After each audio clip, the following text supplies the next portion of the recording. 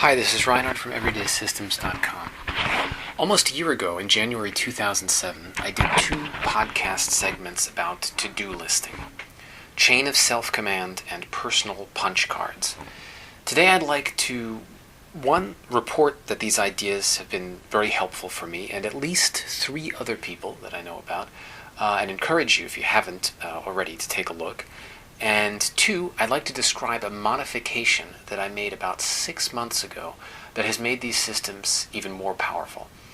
It's a re-implementation of the general role in the chain of command. Basically, instead of using 3x5 index cards, I use an 8x11 sheet of paper. I call this the bigger picture. Seems like a superficial and perhaps suspiciously cute change, but it's actually quite profound as far as these things go. Here was the problem I was having. The daily cards have been fantastic in terms of getting myself to do a lot every day. I've got the micro level of to-do listing down pat. And pretty much in exactly the same 3-column format I described in my original podcast.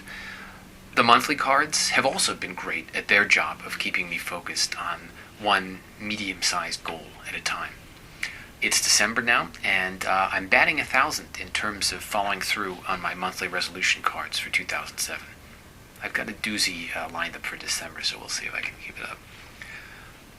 And in terms of more free-form stuff, random, unformatted ideas, I've been capturing this stuff very effectively for years with my Audiodidact system of carrying around a voice recorder and babbling into it whenever something occurs to me. Still, useful as these three idea and task management systems are, I wasn't capturing everything. Some important tasks, issues that were really nagging at me, were still getting past these nets. And it was mostly bigger picture strategic stuff that was too big for a daily task, too amorphous for a monthly task, and too interconnected with other issues, too complex, so that it just got lost in my Audiodidact stream of consciousness. The yearly index cards, the general cards that were meant for the purpose of capturing this kind of concern, just weren't doing the job. They were sitting at home in my box of index cards, and I never really looked at or updated them. They were like armchair generals, and I needed a commander in the field. It was a good friend of mine who turned me on to the solution. I'm going to provisionally at least keep his name anonymous until I find out if he wants public recognition. He's been doing the daily punch cards for a while, and he found them very useful. But for bigger picture stuff, he kept a spreadsheet with a box for each issue that he updated once a week and printed out, folded up, and carried around in his wallet. I immediately realized that this was the general I was looking for. Now, it may not be immediately obvious why this is such a good idea, and there are some details that I haven't yet described, so let me point these out. 1. My whole big picture life strategy has to fit on one 8x11 sheet of paper. Just as having a small 3x5 limit of a day is helpful in filtering out extraneous tasks on an index card, the 8x11 limit gives me an effective but somewhat more accommodating limit for life-scale issues. It's more room than for a day, but not so much room that I don't have to make decisions about what just isn't important enough to make the cut. And I've come to the conclusion that if you can't condense your goals to one 8x11 page, you probably can't achieve them. In fact, you probably will never even be sure what they are. 2. I put work goals, family goals, and personal goals all on this one sheet of paper. I don't have a separate sheet for these things. That way, I have just one place to look, to know what big picture in my whole life I should be doing, what the trade-offs are, what the balance is. This is both efficient and relaxing, because I don't have to worry about stuff that isn't there. If it's at all important, it's on this page. 3. Each concern gets a box. Each box contains a list of subtasks that are associated with that concern. So, for example, there's a box for a particular piece of software I'm working containing a list of features I want to add to this program. There's another box for German, with the steps I want to take to improve my German. There's another box for exercise, where I write what I'm doing for exercise. I have another box for anti-bookmarks, websites I'm not allowed to look at from 9 to 5, because I find them too distracting. I divide these concerns into 4 columns: personal, interpersonal, professional, and semi-professional, which is what I'm now doing, everyday systems-related stuff. Just as the 3 columns in my daily index cards ensure a reasonable work-life balance, work, routine, and errand are the columns on my daily card, keeping these 4 big-picture columns roughly the same length helps me keep that balance on a larger scale. 4. For the daily index cards, it's no big deal if I lose one. It's just one day's work, and frankly, if I lose it that day, I can probably remember most of it. And if I lose it after, it just isn't that important. It's out of scope, to speak like a programmer. But the big picture stays relevant over time, and there's a lot more information on it. So I really don't want to lose that. So it's very helpful that there's an electronic version that I can back up. I update mine once a week in electronic form, then print it out, fold it up, and carry it around with me in my wallet. I'll scribble amendments on it during the week and update the new version next Monday morning.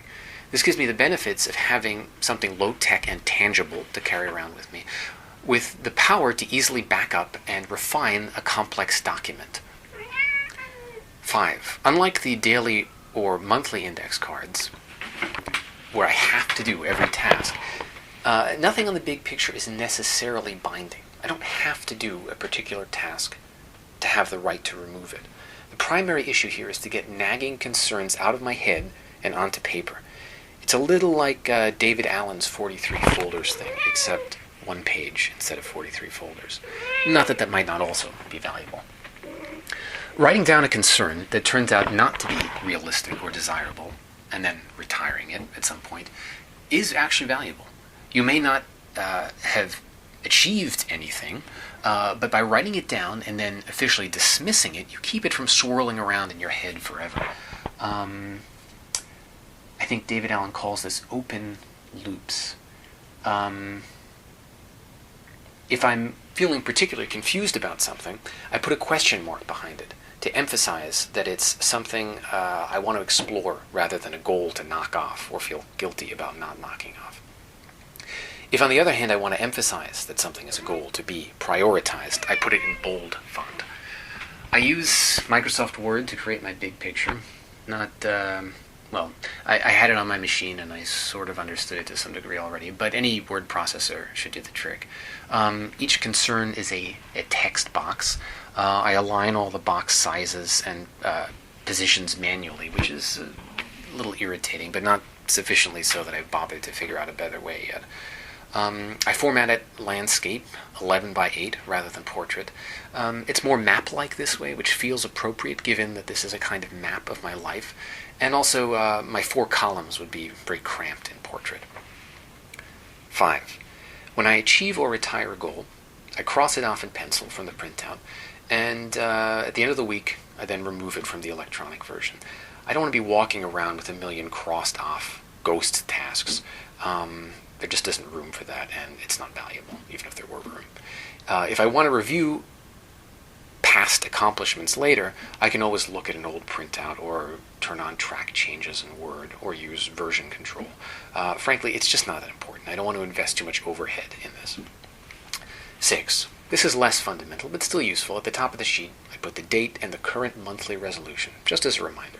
At the bottom, I have a little weekly calendar, plus a box to scribble in dates further out into the future. I'll post some iterations of my bigger pictures on the Everyday Systems website when I get a chance, because while principles are nice, there's nothing like examples. If I hadn't seen my friend's original physical version of this, I never would have gotten excited enough to try it out myself. And the contents of a single box might resonate more than any of these principles I've described. I just need to review and redact a little to make sure I'm not publishing anything inordinately personal. With this military analogy, we need some redaction, right? I'll try to post a few at various stages so you can see how this thing has evolved. I've been doing it since August, so almost 5 months now. Among other things, I didn't hit on the columns right away, and the font size has gone from 12 to 8. I feel like there are a bunch of things I'm forgetting about the big picture, but I really want to get a podcast out this December to get back on track for one a month, so I'm going to call it quits for now. I'm planning to do another segment on little tweaks I've made on the daily and monthly cards and how they work even better in conjunction with the big picture at some point, so I'll add anything else that occurs to me there. Thanks for listening.